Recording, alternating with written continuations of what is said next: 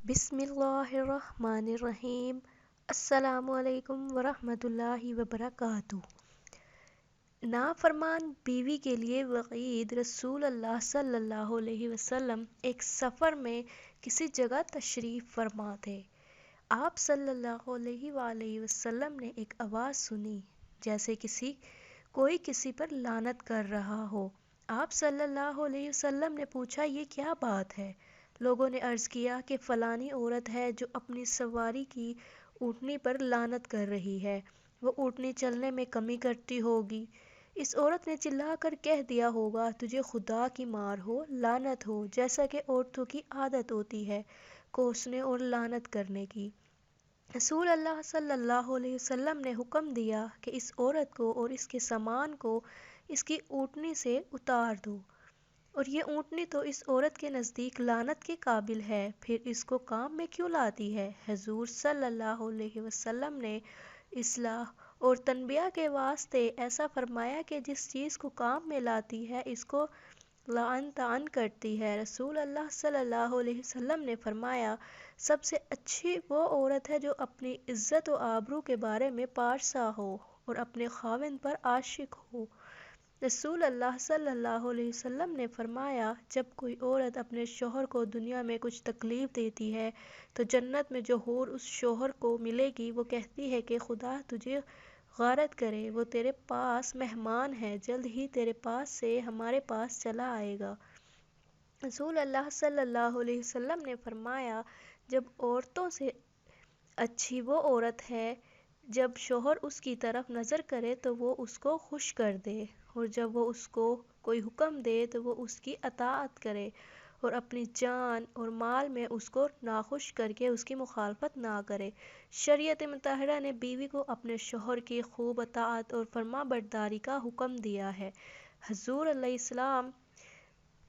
نے فرمایا، وہ عورت جس کی موت اس کے حال میں ہو کہ اس کا خاوند اس سے راضی ہو تو وہ جنت میں داخل ہوگی۔ اسی طرح حضور علیہ السلام نے فرمایا، اگر میں کسی کو سجدہ کرنے کا حکم دیتا تو عورت کو حکم دیتا کہ وہ اپنے خاوند کو سجدہ کرے۔ پھر فرمایا، وہ عورت جس نے 5 وقت نماز ادا کی، رمضان کے روزے رکھے، اپنی شرمگاہ کی حفاظت کی اور اپنے شوہر کی اطاعت کی، قیامت کے دن اس سے کہا جائے گا کہ جس دروازے سے تو چاہے جنت میں داخل ہو جا۔ اسی اطاعت و شعاری کا ایک نمونہ یہ ہے کہ جب شوہر بیوی کو اپنا طبعی تقاضا پورا کرنے کے لیے بلائے تو بیوی انکار نہ کرے۔ اس سلسلے میں حدیث مبارک میں واضح تعلیمات موجود ہیں، چنانچہ ارشاد مبارک ہے، جب آدمی اپنی بیوی کو اپنی حاجت پوری کرنے کے لیے بلائے اور بیوی انکار کرے، جس پر شوہر غصہ کی حالت میں رات گزارے تو صبح تک فرشتے اس عورت پر لعنت بھیجتے رہتے ہیں۔ دوسری روایت میں ہے، جب شوہر اپنی بیوی کو اپنی حاجت پوری کرنے کے لیے بلائے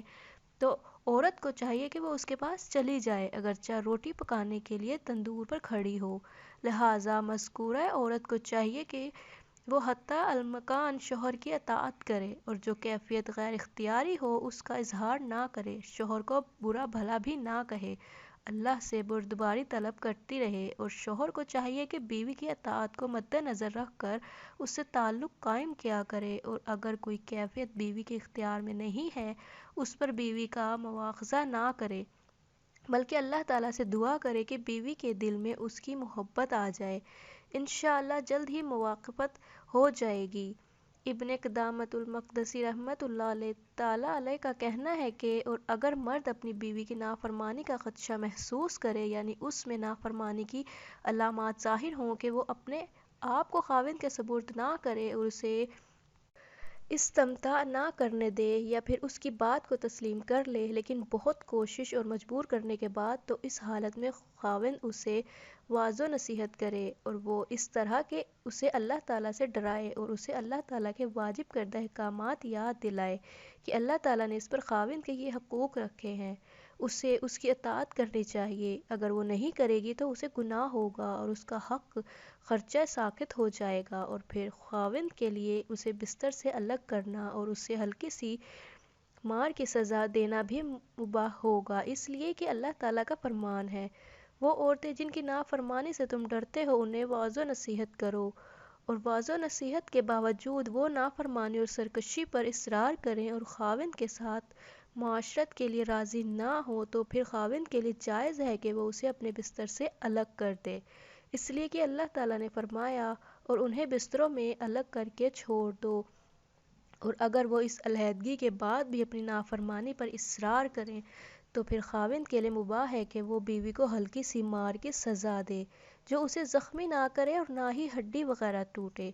اس لیے کہ اللہ تعالیٰ نے فرمایا اور انہیں مارو، اس طرح کہ جب خاوند اور بیوی کے درمیان مخالفت پیدا ہو جائے اور دشمنی تک کا معاملہ چلا جائے تو پھر دونوں جانبوں سے ایک ایک عادل مسلمان اور آزاد شخص کو حاکم بنا کر بھیجا جائے۔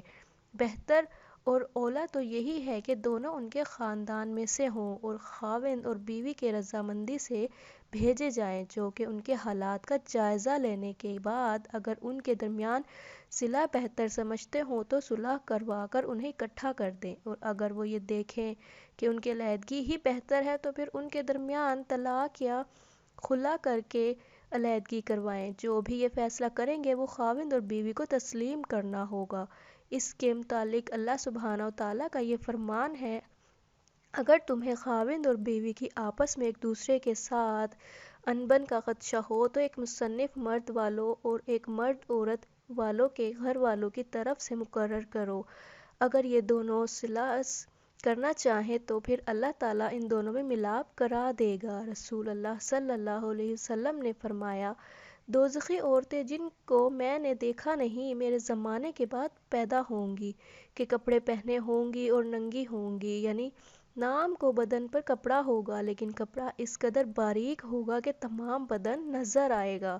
اور اترا کر بدن کو مٹکا کر چلیں گی اور بالوں کے اندر مباف یا کپڑا دے کر اپنے بالوں کو لپیٹ کر اس طرح باندھے گی کہ جس میں بال بہت سے معلوم ہوں گے جیسے اونٹ کا کوہان ہوتا ہے۔ ایسی عورتیں جنت میں نہ جائیں گی بلکہ اس کی خوشبو بھی اس کو نصیب نہیں ہوگی۔